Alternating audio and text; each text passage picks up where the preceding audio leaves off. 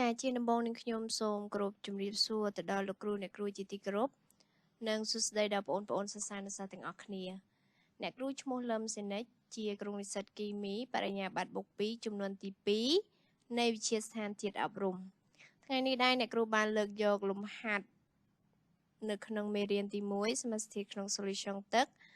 មកបកស្រាយជាមួយនឹងបងប្អូនទាំងអស់គ្នាដូចនេះយើងទៅបកស្រាយលំហាត់ជាមួយនឹងអ្នកគ្រូទាំងអស់គ្នាចាអញ្ចឹងលំហាត់ថ្ងៃនេះដែរអ្នកគ្រូបានលើកយកលំហាត់ទី27នៃសៀវភៅរបស់យើងដោយគេឲ្យ solution សូយ៉ូមអ៊ីដ្រុកស៊ីតកំហាប់ 0.1 m ចំនួន30 ml លាយជាមួយនឹង solution សូយ៉ូមសូផាតកំហាប់ 0.2 m មាត្រ50 ml សំណួរកគេសួរថាតើមានកកឬទេក្រោយពេលគេចាក់លាយគ្នាសំណួរខគេសួរថាចូលគណនាចំនួនម៉ូលអ៊ីយ៉ុងនីមួយៗក្នុង solution ក្រោយពេលលាយចាអញ្ចឹងគេឲ្យចំនួនម៉ាស់ម៉ូលអាតូមរួចជាស្រេចដើម្បីបងប្អូនទាំងអស់គ្នាងាយស្រួលក្នុងការគណនាចាអញ្ចឹងយើងមកធ្វើការគណនាជាមួយនឹងអ្នកគ្រូទាំងអស់គ្នាចាចម្លើយកក្រោយពេលគេចាក់ solution សូយ៉ូមអ៊ីដ្រុកស៊ីតជាមួយនឹងសូយ៉ូមសូផាតលាយចូលគ្នាមិនកើតមានកកទេពីព្រោះ solution ទាំងពីរសុទ្ធតែជាសមាសធាតុលោហៈអាកាឡាំងចាចំណុចនេះដែរគឺជាចំណុចមួយនៅក្នុងមេរៀនរបស់អ្នកគ្រូដែលអ្នកគ្រូបានលើកជាចំណុចមួយដែលពិសេសហើយអ្នកគ្រូបានលើកមកបង្កើតលំហាត់ឲ្យបងប្អូនទាំងអស់គ្នាដូចគ្នាអញ្ចឹងអ្នកគ្រូសូមបញ្យល់បងប្អូនម្ដងទៀតតាក់ទងទៅនឹងចំណុចនេះចាហេតុអីបានគេនិយាយថាវាអត់កើតមានកកទេដោយសារតែចំពោះ solution នេះគឺសូយ៉ូមអ៊ីដ្រុកស៊ីតនេះគឺបងអូនមើលថាតើមួយណាគឺជាពពួកលោហៈអាកាឡាំង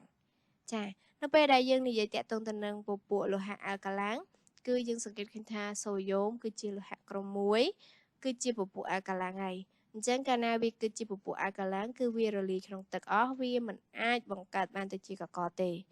ចាអញ្ចឹងមួយទៀតអ្វីដែលចៃដន្យបំផុតនោះគឺគេឲ្យវាចូលរួមប្រតិកម្មជាមួយនឹងសូយ៉ូមសូផាតដូចគ្នាអញ្ចឹងនៅពេលដែលសូយ៉ូមសូផាតគឺតកតទៅនឹងលោហៈអាកាឡាំងដូចគ្នាហើយអញ្ចឹងកាលណាលោហៈអាកាឡាំងចាក់ចូលគ្នាជាមួយនឹងលោហៈអាកាឡាំងគឺវាអត់បង្កើតបានទៅជាកកទេឬយើងអាចហាមមួយទៀតថាប្រតិកម្មមិនអាចកើតមានចាអញ្ចឹងយើងចូលទៅដល់ចំណុចខគណនាចំនួនម៉ូលអ៊ីយ៉ុងនីមួយៗក្នុង solution ក្រោយពេលលាយចាអញ្ចឹងនៅពេលដែលយើងអាចរកចំនួនម៉ូលអ៊ីយ៉ុងនីមួយៗក្រោយពេលលាយបានលុះត្រាតែយើងស្គាល់ចំនួនម៉ូលអ៊ីយ៉ុងនីមួយៗមុនពេលលាយជាមុនសិនចាអញ្ចឹងមុនពេលលាយយើងត្រូវតែសរសេរសមីការបំបែកវានៅក្នុងទឹកជាមុនសិនចាអញ្ចឹងយើងយក solution នីមួយៗសរសេរបំបែកនៅក្នុងទឹកជាមុនសិនដោយអ្នកគ្រូបានយកសូយ៉ូមអ៊ីដ្រុកស៊ីតបំបែកនៅក្នុងទឹកបង្កើតបានទៅជាអ៊ីយ៉ុង2គឺអ៊ីយ៉ុងសូយ៉ូមជាមួយនឹងអ៊ីយ៉ុងអ៊ីដ្រុកស៊ីតចាអញ្ចឹងអ៊ីយ៉ុងដែលទទួលបានគឺចំនួន2ចាហើយបំរាប់ដែលយើងមានគឺមានកំហាប់ជាមួយនឹងមាត្រកាលណាយើងមានកំហាប់កាលណាយើងមានមាត្រយើងអាចគណនារកចំនួនម៉ូលបានហើយត្រូវអត់ចាអញ្ចឹងយើងអាចគណនាចំនួនម៉ូលតាមរយៈរូបមន្តកំហាប់ជាម៉ូលចានៅពេលនោះយើងនឹងទទួលបានចំនួនម៉ូលចាអញ្ចឹងយើងអាចបានចំនួនម៉ូលសូយ៉ូមអ៊ីដ្រុកស៊ីតស្មើនឹង3គុណ10ហ្វៃគុណ10 3ម៉ូលចានៅពេលដែលយើងអាចរកចំនួនម៉ូលរបស់សូយ៉ូមអ៊ីដ្រុកស៊ីតហើយយើងក៏អាចរកចំនួនម៉ូលរបស់អ៊ីយ៉ុងនីមួយៗបានដែរដោយយើងគ្រាន់តែវិចារវាតាមសមីការដោយវិចារវាតាមសមាមាត្រជាម៉ូលដោយយើងវិចារបានម៉ូលទាំងអស់ហ្នឹងគឺស្មើគ្នាស្មើនឹង3គុណ10ហ្វៃគុណ10 3ម៉ូលដោយសារតែនៅក្នុងសមីការនេះគឺវាមានតុល្យការគឺវាលំនឹងហើយអញ្ចឹងយើងអត់មានត្រូវគុណជាមួយមីគុណណាទៀតទេអញ្ចឹងទើបយើងអាចទាញសមីការទាំងអស់ហ្នឹងស្មើជាមួយនឹងចំនួនម៉ូលរបស់អ៊ីយ៉ុងទាំងអស់នៅក្នុងសមីការចាអញ្ចឹងយើងអត់ចាំបាច់គុណជាមួយនឹងមេគុណណាមួយទេចាអញ្ចឹងដូចនេះចំនួនម៉ូលរបស់អ៊ីយ៉ុងទាំងពីរគឺស្មើនឹង3គុណ10ហ្វៃគុណ10 3ម៉ូលបន្តមកទៀតតាក់ទងទៅនឹង solution មួយទៀតគឺសូយ៉ូមសូផាតគឺយើងទទួលបាន solution 2ដែរគឺសំទោស យើងទទួលបានអ៊ីយ៉ុង2ដែរគឺអ៊ីយ៉ុងសូយ៉ូមជាមួយនឹងអ៊ីយ៉ុងសូផាតចាអញ្ចឹងអ្វីដែលយើងរកបានគឺចំនួនម៉ូលដូចគ្នាចាអញ្ចឹងចំនួនម៉ូលរបស់សូយ៉ូមសូផាតដែលយើងរកបានគឺ1កុនដល់5កុនដល់2 12ម៉ូលអញ្ចឹងយើងសង្កេតមើលទៅក្នុងសមីការថាចំនួនម៉ូលមួយណាដែលយើងអាចវិចារតាមសមីការបានហើយវាស្មើគ្នាដោយមិនបាច់គុណជាអ៊ីយ៉ុង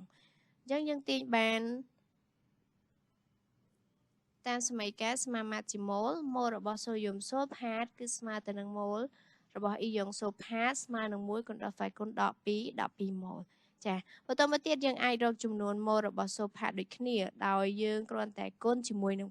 2ដោយសារតែវាមានលេខសន្ទុះ2ឬក៏មានមេគុណ2នៅពីខាងមុខដូច្នេះហើយយើងត្រូវតែគុណឲ្យវាដើម្បីឲ្យ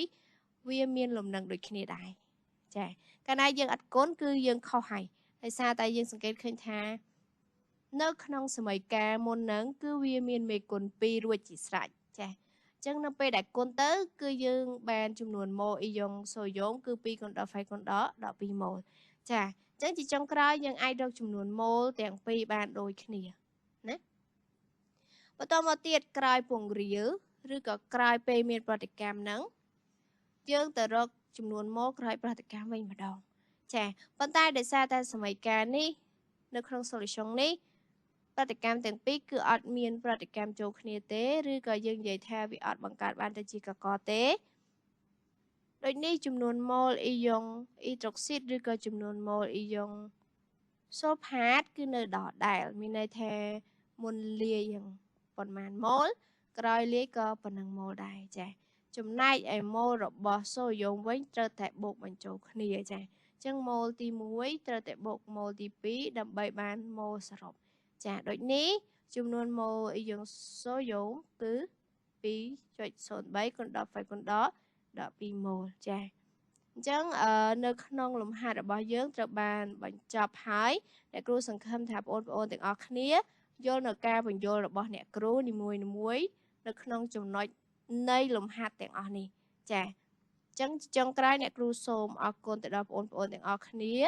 ជូនពរដល់បងប្អូនទាំងអស់គ្នារៀនកាន់តែពូកែសុខភាពល្អចាសូមអរគុណសូមជម្រាបលា